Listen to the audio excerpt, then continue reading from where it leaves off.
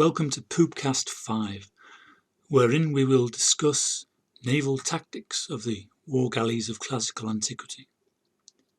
Two manoeuvres are most commonly mentioned in relation to war galley combat, and they seem to be almost complementary. These are the DIEKPLOUS and the Periplous. In this Poopcast, we will take an initial look at the Periplous. Periplous is an ancient Greek word. It occurs in some accounts of naval battles, where it refers to a tactic of war galleys, but it's nowhere really defined. Literally, the word is a verb meaning around sail, peri as in our perimeter, and pleon as in the ancient Greek sail, or the progress in a ship. And the word can be used in the general sense of sailing along or sailing around. The word can be used as a noun, apparently, for the naval tactic. But differentiating the two in ancient Greek isn't easy. Most commonly the word occurs with reference to sailing, not to a naval attack tactic. So we have a problem that this supposed technical naval military term has a totally mundane name, and we have no clues as to how we should tell the mundane reference to sailing apart from the naval tactic, except by careful examination of the context in which it is used. Hence a lot of confusion. At this point, it's worth noting another use for the word, which sheds some light on its meaning. We have a handful of documents surviving from the ancient world, which we know as Periplous.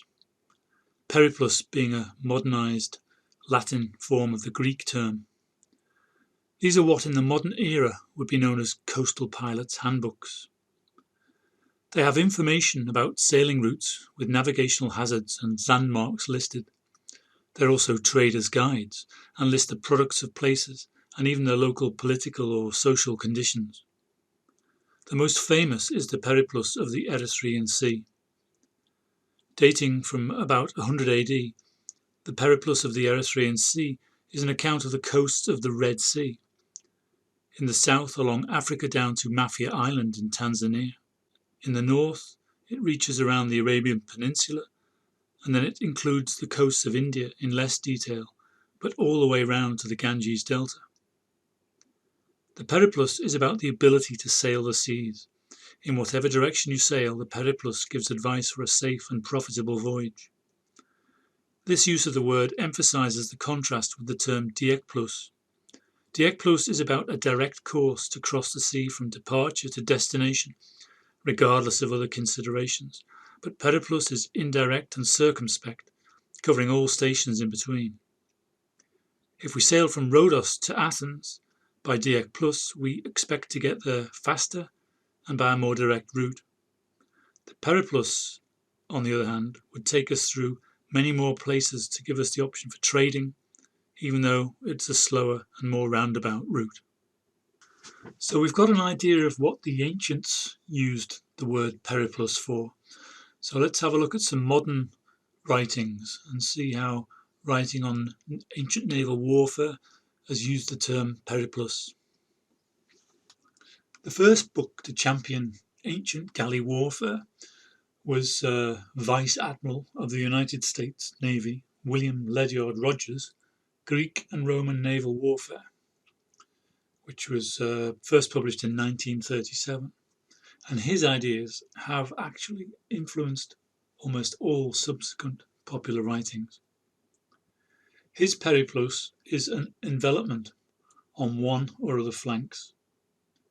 The prerequisites for this movement were either one side had a larger fleet or a great superiority in manoeuvring in formation, better ships or better men. Following on chronologically, we then could look at a book from the 60s, from 1968, Ancient Fleets, which was one of a series of volumes about naval warfare, written by John Van Duyn Southworth. This basically just regurgitates Roberts' ideas without any change whatsoever. From 1975, we have Jean Rouget's book, which was read quite widely, was translated over into English in 81. And this basically takes a rather odd view of the Battle of PATRAI, which I described in a previous Poopcast, as being the classic Periplous. He indicates that ships sailing round the other fleet is the essence of the Periplous. Now we come to a classic book about warfare in the classical world. This is John Worry's book, which was published by Salamander in 1980. It seems to be a bit long in the tooth because it's now 40 years old, but it's still a great ancient warfare book. If you don't own this book, you should buy it and read it. It has excellent plates of war galleys by Peter Sarson and Tony Bryan, who also illustrated for Osprey and other publishers. The book's diagrams of ancient galley warfare tactics are also used as the source for many subsequent books, which simply copy them, including the Hellenic Navy, for example. Now here, the Periplous is seen as a simple outflanking move which attacks the end of the enemy line. He sees the Greeks using this tactic at Salamis by first luring the Persians to advance by backing water and then reaching round the enemy flanks to exploit the sea room created behind them. He also thinks that at the Battle of Cyprian Salamis, where Demetrius Poliorcetes beat Ptolemy I, he thinks this tactic was also used there. Next we have the Time Life Book of Ancient Mariners. It may seem like an odd choice, but Time Life books are trusted sources and they're printed in massive numbers. And they're also used as sources by many popular books.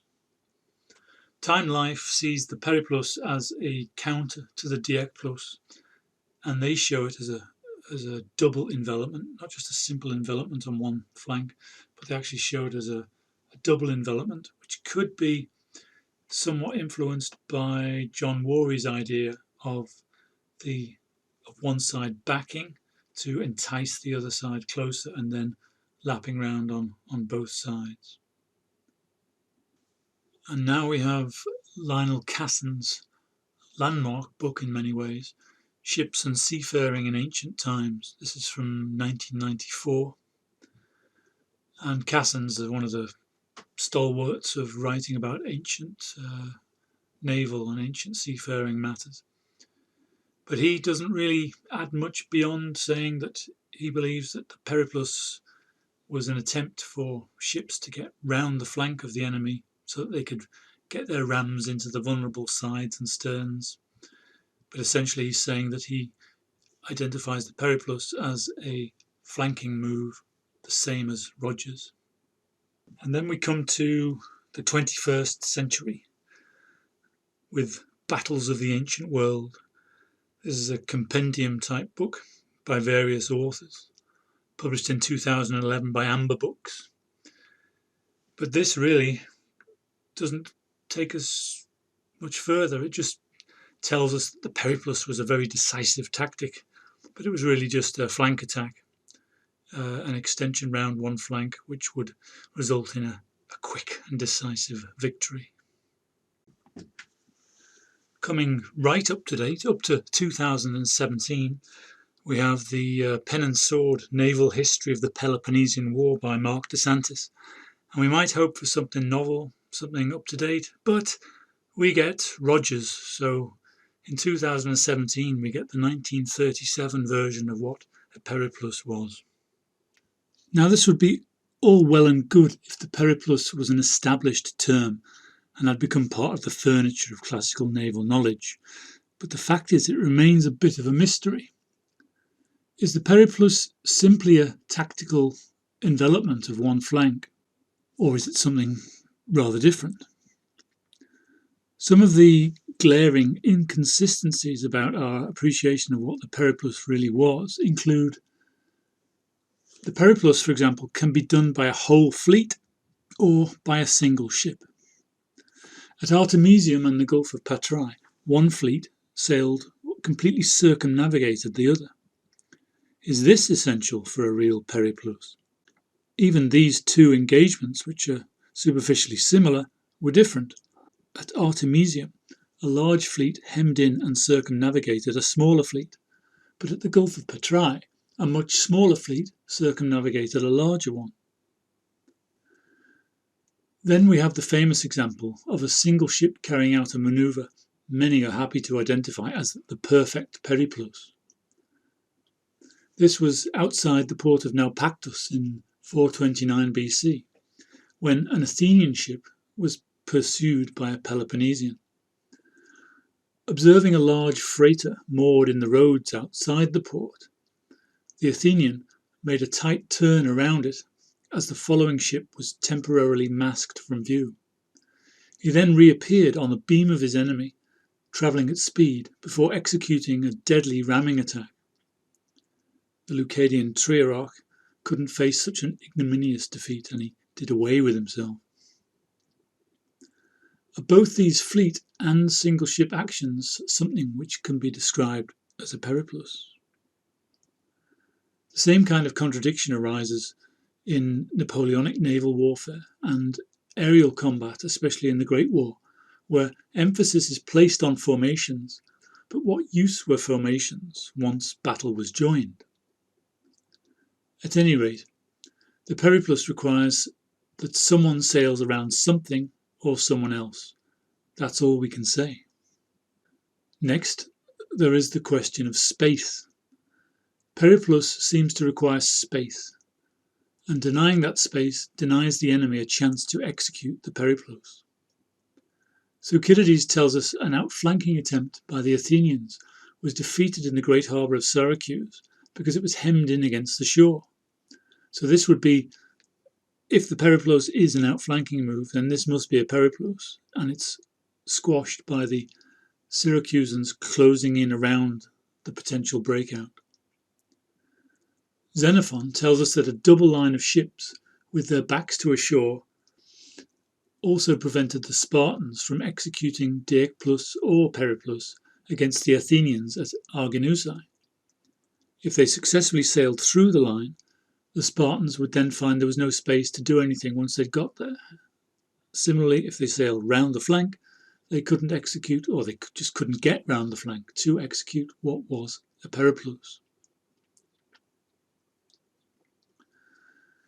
Then we have the association of the DIEKPLOUS with skill, with naval skill. But we do not have that association with the periplus.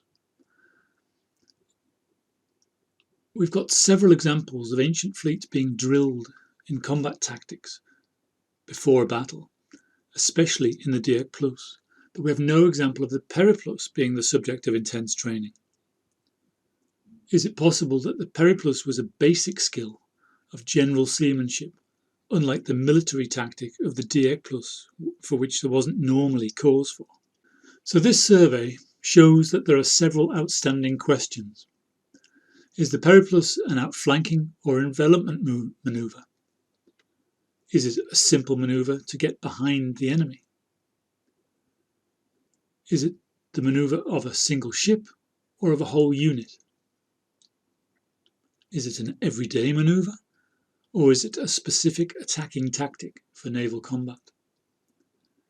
Is it a complement or a counter to the other well-mentioned tactic, the DIEKPLOUS? And can we arrive at a definition of what the periplus really was? In part 2 of our investigation of the periplus, we'll try to get to the bottom of these questions.